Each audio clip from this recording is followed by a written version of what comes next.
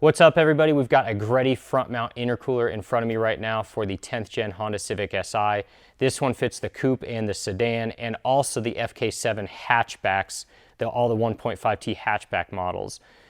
Greddy also makes one for the Type R. It's slightly different than this just in overall fitment, but it's the same general concept, so this applies to the Type R as well. Make sure you subscribe, make sure you like the video, hit the bell button if you like these videos, and you'll get notifications of when we post new ones.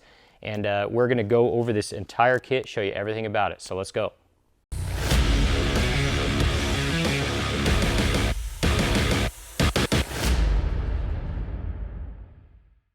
Okay, so here it is. This is the full Greddy intercooler kit right here in front of me, out of the box, shining brightly. So, you know, this is the Type 28 core. They also have a Type 31 core, which is smaller, but this is the larger core. So we just wanted to do a video with a larger core to just show you the biggest one available. So the other one is really looks the exact same. Everything's the same except it's a little bit shorter. So that's the main difference. So I'll start off with kind of the minor stuff over here. This kit is actually pretty minimal. It doesn't have too much hardware in it, but it looks just like by the piping and by everything that's included in the kit, you actually don't really need a ton of hardware. Looks like they made it pretty simple for you. So you have all the clamps here, all the couplers right here to fit all the piping together nicely. You have a Greddy Cooling Systems badge. You can probably put that on the top of the intercooler maybe, or really anywhere you want. It's got some tape on the back. You can stick it wherever you want. And then you have the piping here. This is actually relatively small diameter piping. It is still, you know, I can't quite remember what size the stock piping is, but this looks maybe a tiny bit bigger. But, you know, we've actually done some testing with just swapping out the piping, even with an upgraded intercooler. And on stock turbo, there really was negligible gains. It really didn't do much for you. So having this smaller piping for a stock turbo, in my opinion, actually is probably a better idea than just getting the biggest piping possible. So I like the idea of using a little bit smaller diameter piping. The velocity of the air stays up. You know, it's kind of like shooting a spit wad through a straw. The smaller the piping, the faster the air is going to move through there, and the better the pressure moves through there. So a little bit smaller piping than, let's say, Mishimoto or something else out there. It's a really, really nice brushed finish.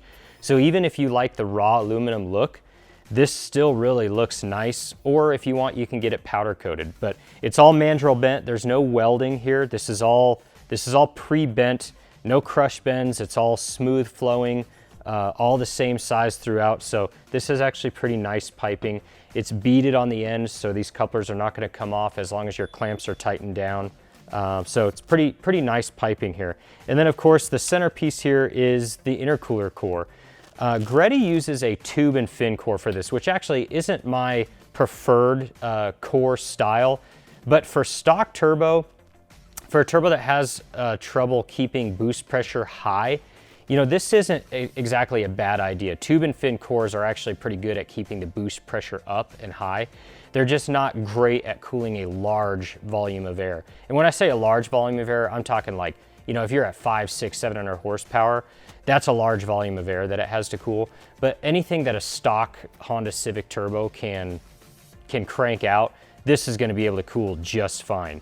The air is going to move through it a little bit faster. It's not quite as dense, and it's going to keep that pressure high because of the lack of density and just the general construction of a tube and fin overall. But this is all TIG welded on the sides here. The end tanks are casted, so everything except for the welds attaching it right here to the end of the core are all smooth finishes. There's no welding or anything, so there's not a whole lot of weak points here. It's a really nice end tank.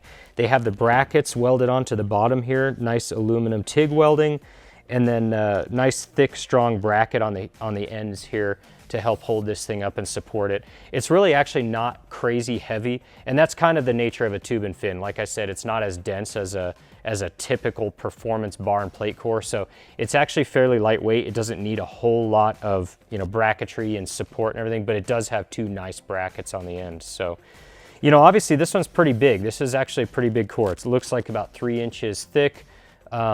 A huge upgrade over factory.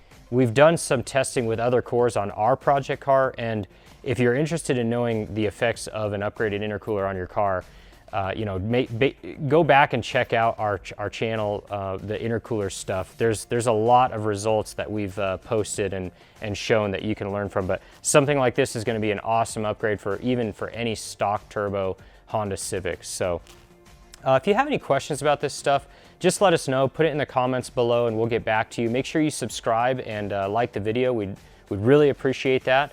And we appreciate you watching this. Hopefully we helped educate you on the Greddy Intercooler a little bit more. Let us know if you have any questions, and we'll see you next time.